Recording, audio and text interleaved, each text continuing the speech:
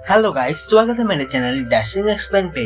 तो दोस्तों, जैसा कि हमने पिछले एपिसोड में देखा था, हमारे लोगों ने मिलकर सभी बुढ़े आदमियों को प्लस शियाओ फैमिली के थर्ड एल्डर और डार्क गॉड टेंपल के उस कमीने को मार दिया था।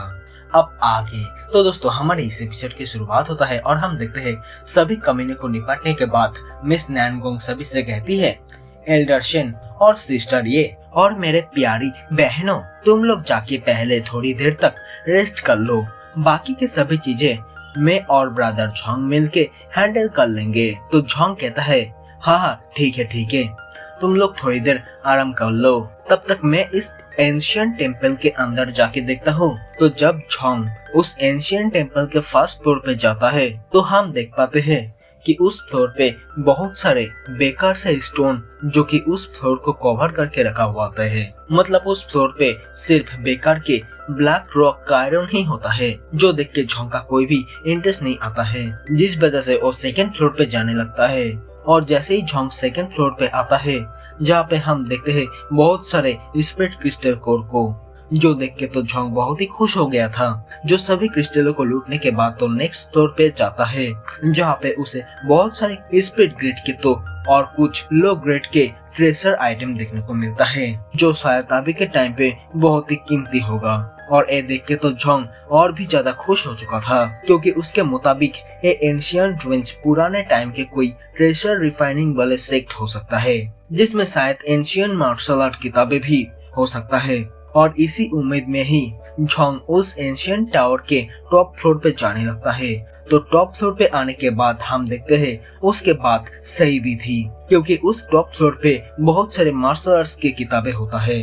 तो हम देखते हैं टॉप फ्लोर पे आने के बाद झोंग फौरन किताब लेके देखने लग गया था, जो देखते हुए तो झोंग एकदम से चौंक सा जाता है, जो कहने लग गया था कि सच में यार, एक किताबें तो एंशियंट टाइम के किताबें होने के लायक है। और इसी के साथ ही उसके सिस्टम सारे के सारे किताबें अपने होली स्पिरिट टावर में कॉपी करना भी स्टार्ट कर देता है। और किताबें कॉपी करते हुए उसके सिस्टम टोटल लगभग 1000 एंशियंट टाइम के पावरफुल किताबें कॉपी करता है, जिसमें से एक तो होली स्पिरिट ग्रेड के टेक्निक मिलता है और एक तो हेवन ग्रेड के मीडियम लेवल के 1000 टाइम रिफाइनमेंट टेक्निक मिलता है, जो पाके तो झोंग बहुत ही बोले तो बहुत ही ज्यादा खुश हो जाता है। तो इसके कुछ देर बाद वहाँ पे हमारे फर्स्ट सीनियर डिसाइपल नैनगोंग भी चली आती है, जो आते ही झोंग को इतना खुश होते हुए देख के तो कहती है, अरे मिस्टर झोंग, आप इतना ज्यादा खुश क्यों दिखाई दे रहे हो? तो इस पर झोंग कहता है, क्यों, क्या हुआ? यहाँ पे इतना सारा ट्रेजर देख के क्या तुम खुश नहीं हुए हो? तो वो भी कहती है, हाँ मैं तो खुश हूँ, और आज फ्लावर पैलेस जितना भी राइज किया है वो सभी के पीछे तो आपका ही बहुत बड़ा हाथ है, और इसके लिए आपका बहुत बहुत शुक्रिया मिस्टर झोंग। जो कहने के बाद मिस नैनगोंग अपने मन ही मन झोंग के बारे में सोचते हुए एकदम से गिली होने लगती है, मतलब ब्लास्ट करने लगती है। लगता है मिस नैनगोंग भी हमारे मेन कैरेक्टर झोंग के प्यार में लट्टू हो चुकी है। तो झोंग उसे देखते हुए सोचती है, मेरे हिसाब से मिस नैनगोंग यहाँ तक आने के लिए बहुत ही ज्यादा मेहनत किया होगा, तो मुझे शायद उसे भी देना चाहिए। तो झोंग ये कहने के साथ ही मिस नैनगोंग को कहता है, मिस नैनगोंग आइए मेरे पास आइए, मैं आपको देना चाहता हूँ। तो ये सुनते ही वो कहती है, लेकिन क्या आप मेरे साथ क्या करना चाहते हो? तो झोंग उसे भी एक टेक्निक देता है। अपने माइंड में इतना ज्यादा पावरफुल टेक्निक पाके तो मिस नैनगोंग भी बहुत ही हैरान हो जाती है।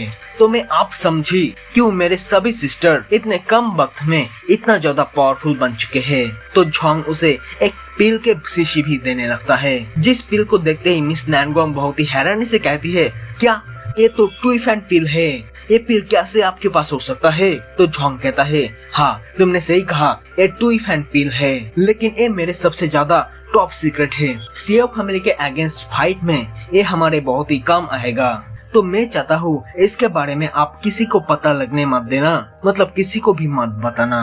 तो वो दोनों आपस में ऐसे ही बातें कर ही रहे थे कि तभी वहाँ पे टकलिया बुड्ढा शेन आ जाता है, और आते ही कहता है, लिटिल ब्रदर झोंग, मैं कह रहा था कि यहाँ पे तो बहुत सारे अमाउंट में खजाने हैं, तो हम इसे कैसे साथ ले जाए? तो झोंग कहता है, अरे मास्टर सेन, आप चिंता क्यों कर रहे हो, आप चिंता मत करो, ये सभी चीजें मैं हैंडल कर लूंगा। अगर आप चाहे तो यहाँ के सारे किताबें आप रख सकते हो। तो टकलिया भी कहता है, ठीक है ब्रदर झोंग, मैं ले लेता हूँ। और तभी मिस नैनगोंग कहती है, ब्रदर झोंग, तुम्हें देख के लगता है कि तुम्हारे पास तो बहुत सारे सीक्रेट है। तो झोंग भी कहता है, हाँ वो तो है, लेकिन क्या तुम अब यही पर खड़े रहोगे? जाओ जाके कुछ काम भी कर लो, जाओ जाके कुछ ट्रेजर लूटने में भी ध्यान दो।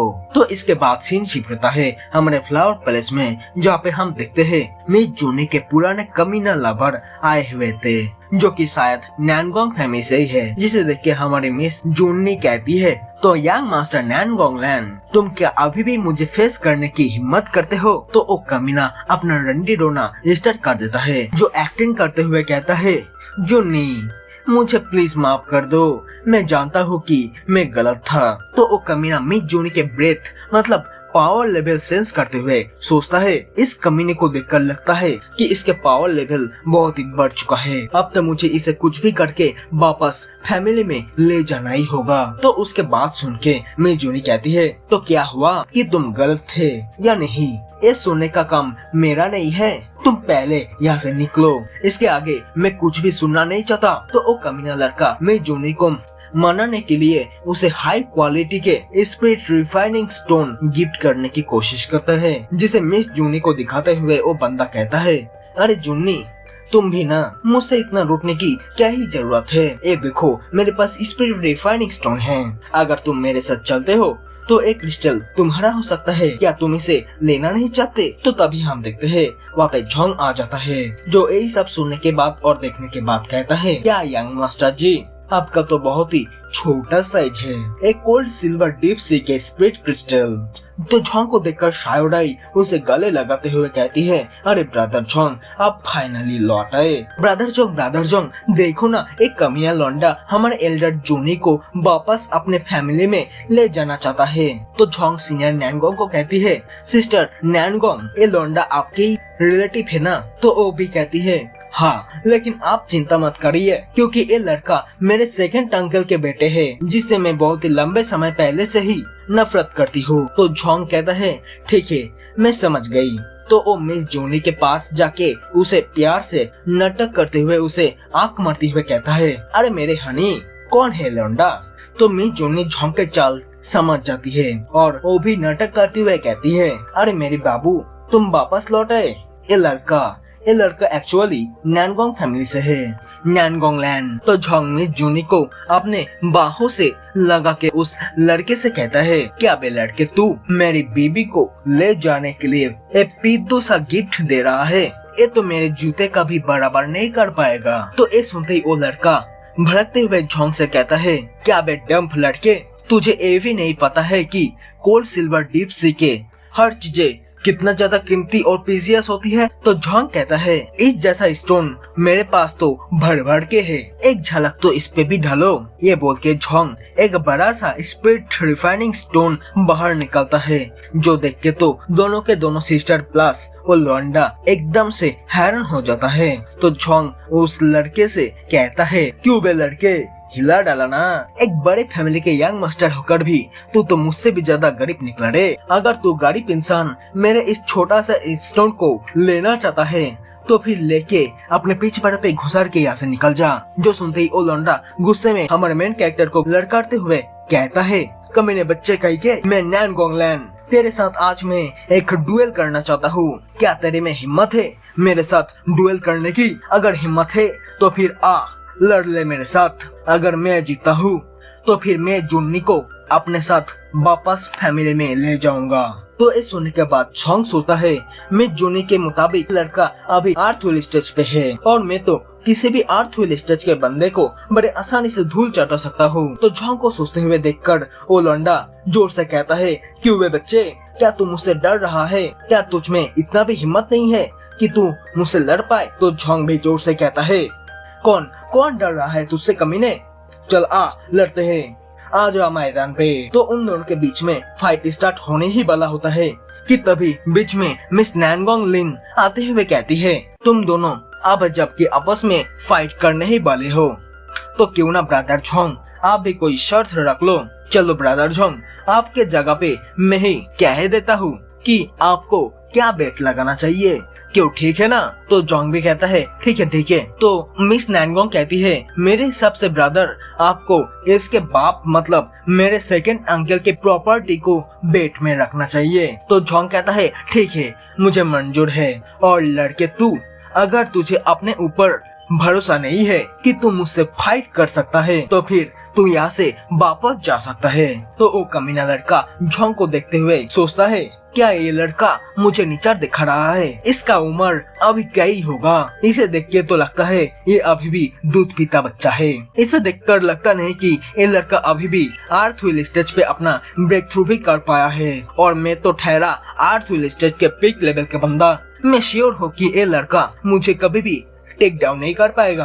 तो ओ कमीना जोंग को कहता है ठीक है, मैं तैयार हूँ तुझसे कम्पीट करने के लिए। तो तभी सीनियर नैनगोंग अपने बड़े बड़े चेम्बर से एक पेपर बाहर निकल के कहती है मुझे नहीं लगता है कि तुम दोनों में से एक भी जीतने पर भी अपने साथ लगाई गई बातें पूरा करोगे। तो ये देखो, इसे सोल कॉन्ट्रैक्ट पैटर्न कहा जाता है। इसमें जल्दी से तुम दोनों अपने अपने ब्लड से साइन कर लो, जिससे बाद में तुम लोग अपने अपने प्रॉमिस को फुलफिल कर पाओगे। तो वो दोनों अपने अपने ब्लड से कॉन्ट्रैक्ट साइन कर लेता है। जो देखने के बाद सीनियर नैनगोंग कहती है चलो अब तुम दोनों फाइट स्टार्ट कर सकते हो। तो दोस्तों इसी के साथ ही हमारा एपिसोड यहीं पर खत्म होता है। मिलते हैं नेक्स्ट एपिसोड में, तब तक के लिए bye bye and take care दोस्तों।